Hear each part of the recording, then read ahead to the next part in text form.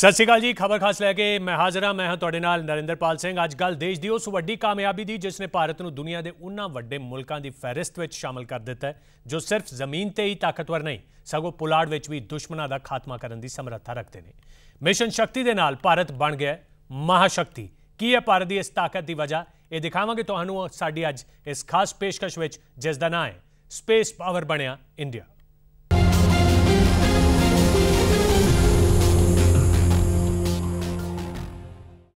दुश्मनों को मुंह तोड़ जवाब देने लई भारत ने पहला जमीन ते सर्जिकल स्ट्राइक की, फिर हवा विच एयर स्ट्राइक की। अपने इस कदम नाल भारत ने दुनिया को न सिर्फ अपनी ताकत का एहसास करवाया सगों यह भी साफ कर दिता कि भारत वाल टेढ़ी नज़र रखने वाले को जवाब देना भारत को आउंदा है। पर हुण भारत की यह ताकत पुलाड़ तक पहुंच गई है। किवें वेखो इस रिपोर्ट विच।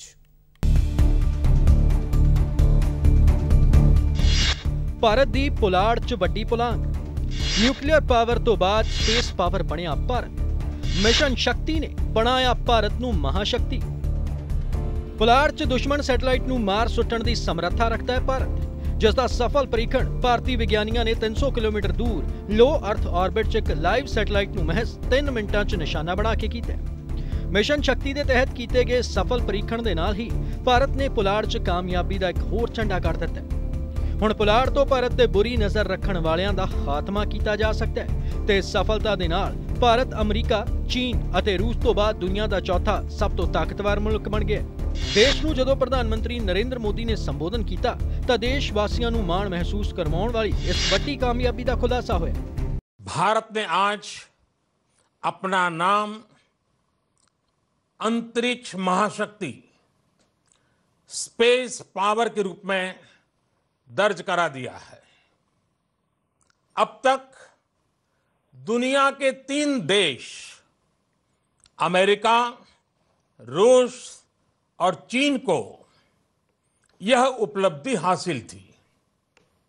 अब भारत चौथा देश है जिसने आज यह सिद्धि प्राप्त की है। पुलाड़ विच भारत अपना नाम महाशक्ति के तौर पर दर्ज करवाउण च कामयाब हो गया, जो कि साफ तौर पर देश के विज्ञानियों की करड़ी मेहनत का ही नतीजा है। अजिहे च पीएम ने मिशन शक्ति नाल जुड़े सारे विज्ञानियों ते होर सहयोगियों को बधाई दी। मिशन शक्ति से जुड़े सभी डीआरडीओ वैज्ञानिकों, अनुसंधानकर्ताओं तथा अन्य संबंधित कर्मियों को बहुत बहुत बधाई देता हूं, जिन्होंने इस असाधारण सफलता को प्राप्त करने में योगदान दिया। भारत ने पुलाड़ खेतर च जो काम किया है उसका मकसद भारत की सुरक्षा, आर्थिक विकास और तकनीक के खेतर च विकास है। पीएम ने भी मिशन शक्ति नूं इन्हां सुपनियां नूं सुरक्षित करने वाल एक बड़ा कदम करार दिता। कुछ ही समय पूर्व हमारे वैज्ञानिकों ने अंतरिक्ष में, स्पेस में 300 किलोमीटर दूर LEO लो अर्थ ऑर्बिट में एक लाइव सैटेलाइट को मार गिराया है। LEO लो ऑर्बिट में यह लाइव सैटेलाइट, जो कि एक पूर्व निर्धारित लक्ष्य था, उसे एंटी सैटेलाइट ASAT मिसाइल द्वारा मार गिराया गया है। सिर्फ 3 मिनट में सफलतापूर्वक यह ऑपरेशन पूरा किया गया है। इस मिशन के जरिए भारत की कोशिश किसी देश नूं नुकसान पहुंचाउण दी नहीं, बल्कि अपने सुरक्षा चक्कर नूं मजबूत करन दी है। पीएम मोदी ने अपने संबोधन च साफ किया कि यह ऑपरेशन किसी भी कौमांतरी संधि की उलंघना नहीं करता, क्योंकि भारत की कोशिश विश्व शांति बनाए रखने की है, न कि जंग का माहौल बनाने दी। मैं आज विश्व समुदाय को भी आश्वस्त करना चाहता हूं कि हमने जो नई क्षमता प्राप्त की है, यह किसी के विरुद्ध नहीं है। यह तेज गति से आगे बढ़ रहे हिंदुस्तान की रक्षात्मक पहल है। भारत हमेशा से ही अंतरिक्ष में हथियारों की होड़ के विरुद्ध रहा है और इससे इस नीति में कोई बदलाव नहीं आया है। आज का यह परीक्षण किसी भी तरह के अंतर्राष्ट्रीय कानून अथवा संधि समझौतों का उल्लंघन नहीं करता है। ਭਾਰਤ ਦੀ ਇਸ ਵੱਡੀ ਕਾਮਯਾਬੀ ਦੇ ਐਲਾਨ ਤੋਂ ਬਾਅਦ ਹੀ ਸੋਸ਼ਲ ਮੀਡੀਆ ਤੇ ਪ੍ਰਤੀਕਰਮ ਦਾ ਦੌਰ ਵੀ ਸ਼ੁਰੂ ਹੋ ਗਿਆ। ਅਕਾਲੀ ਦਲ ਦੇ ਪ੍ਰਧਾਨ ਸੁਖਬੀਰ ਸਿੰਘ ਬਾਦਲ ਅਤੇ ਕੇਂਦਰੀ ਮੰਤਰੀ ਹਰਸਿਮਰਤ ਕੌਰ ਬਾਦਲ ਨੇ ਵੀ ਆਪਣੇ ਟਵੀਟ ਜ਼ਰੀਏ ਇਸ ਮਿਸ਼ਨ ਨੂੰ ਪੂਰਾ ਕਰਨ ਵਾਲੇ ਵਿਗਿਆਨੀਆਂ ਤੇ ਪ੍ਰਧਾਨ ਮੰਤਰੀ ਮੋਦੀ ਦੇ ਨਾਲ ਪੂਰੇ ਦੇਸ਼ ਨੂੰ ਵਧਾਈ ਦਿੱਤੀ। Bureau report, PTC news. Bharat ਦੇ ਪਹਿਲੇ ਐਂਟੀ ਸੈਟੇਲਾਈਟ ਹਥਿਆਰ ਦੇ ਸਫਲ ਪਰੀਖਣ ਤੋਂ ਬਾਅਦ ਪ੍ਰਧਾਨ ਮੰਤਰੀ ਨਰਿੰਦਰ ਮੋਦੀ ਨੇ ਦੇਸ਼ ਨੂੰ ਸੰਬੋਧਨ ਕਰਦਿਆਂ ਇਸ ਨੂੰ ਵੱਡੀ ਕਾਮਯਾਬੀ करार दिता ते फिर उन्होंने विज्ञानियों को संबोधन किया जिन्हां दी मेहनत सदका भारत ये बुलंदी हासिल कर सकिया। की क्या पीएम मोदी ने, आओ सुनाओ। तरफ से बहुत बहुत बधाई, आप सबका अभिनंदन। आपका परिश्रम रंग लाया। जो किसी का बुरा नहीं सोचता है वो अगर शक्तिहीन हो जाएगा तो बुरा सोचने वालों की ताकत बुराइयों को जन्म देती रहेगी। और इसलिए भी जो किसी का बुरा नहीं सोचता है उसका सबसे ज्यादा बलवान होना बहुत आवश्यक होता है। और सबसे बड़ी गौरव की बात होगी, जो सपना हम देख रहे हैं हमेशा हर क्षेत्र में, make in India, made in India,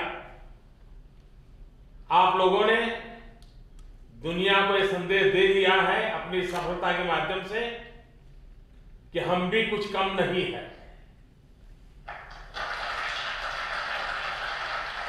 पुलाड़ विच भारत ते टेढ़ी नज़र रखण वाली सैटेलाइट नूं मार मुकाउण दी समर्था हासिल करना एक बहुत वड्डी कामयाबी है अते इह मील दा पत्थर साबित होया, क्योंकि इस दे नाल न सिर्फ भारत दी ताकत विच इजाफा होया सगों भारत होर सुरक्षित भी हो गया।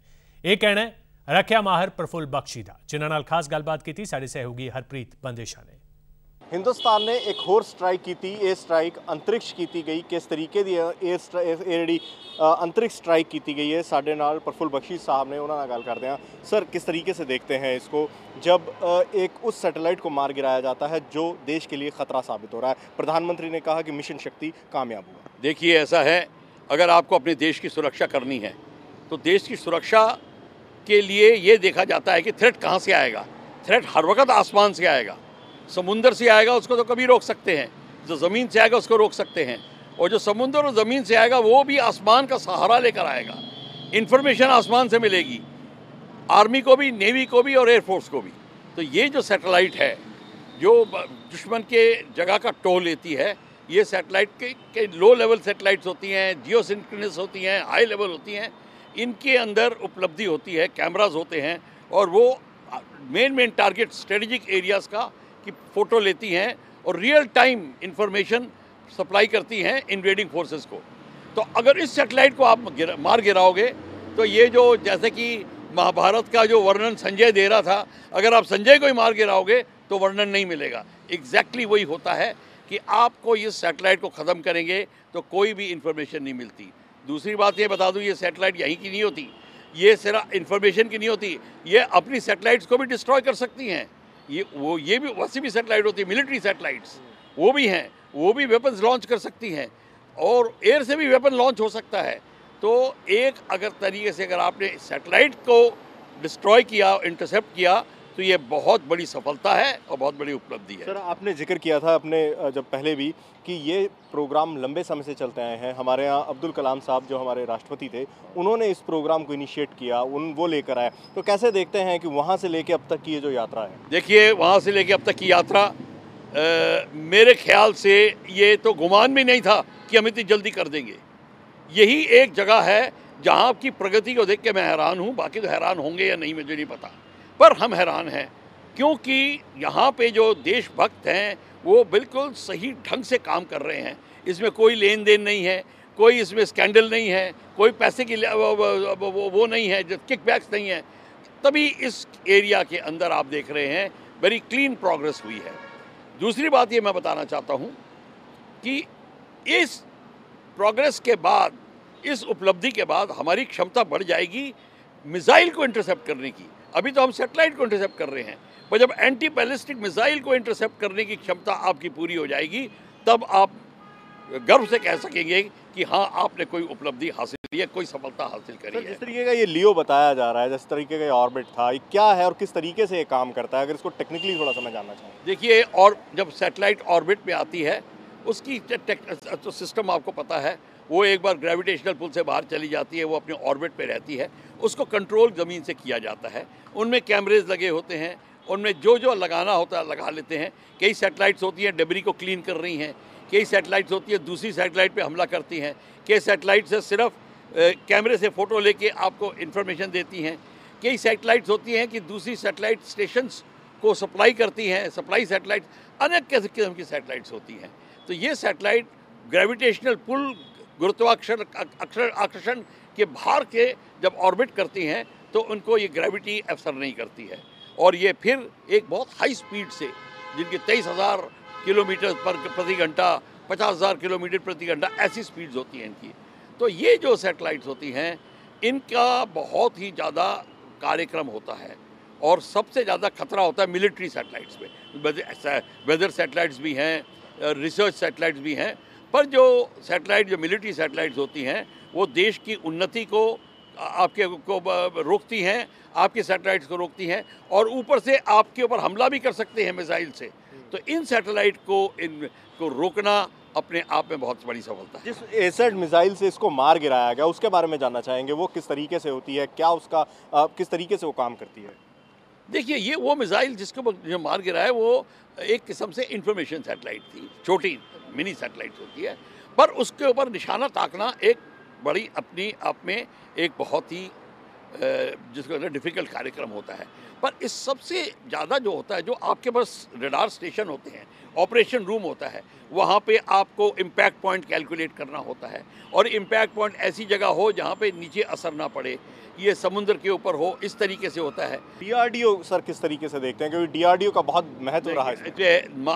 दो राय नहीं है, डीआरडीओ ने अपना पसीना बहाया है, बहुत मेहनत करी है, इनकी सराहना की जानी चाहिए, इनको जिसको कहते हैं ना कि हौसला अफजाई करनी चाहिए। और मैं तो कहता हूं कि हमारे लीडर्स को, प्राइम मिनिस्टर को इत्यादि को वहां पे विज़िट करके उनको ज़रा 1-2 तगमे दें, उनको शाबाशी दें, ये बहुत अच्छी बात होगी। बिल्कुल, ये ਸਾਡੇ ਨਾਲ ਸਨ प्रफुल्ल बख्शी साहब, जो कि कह रहे हैं कि एक बहुत बेहतरीन काम सरकार वालों किया गया, खास तौर पर डीआरडीओ तो उन्होंने विग्यानिकों को सरकार को शाबाशी देनी चाहिए, उन्होंने पिठ थापड़नी चाहिए कि जिस नाल कि देश की सुरक्षा को होर मजबूत कर सकन। कैमरा पर्सन विक्रम डोगरा ਦੇ ਨਾਲ ਹਰਪ੍ਰੀਤ ਸਿੰਘ, PTC न्यूज़, दिल्ली। खबर खास ਵਿੱਚ ਵੇਲਾ ਇੱਕ ਛੋਟੀ ਜੀ ਬ੍ਰੇਕ ਦਾ, ਬ੍ਰੇਕ ਤੋਂ ਬਾਅਦ ਵੀ ਸਾਡੀ ਇਹ ਖਾਸ ਪੇਸ਼ਕਸ਼ ਜਾਰੀ ਰਹੇਗੀ।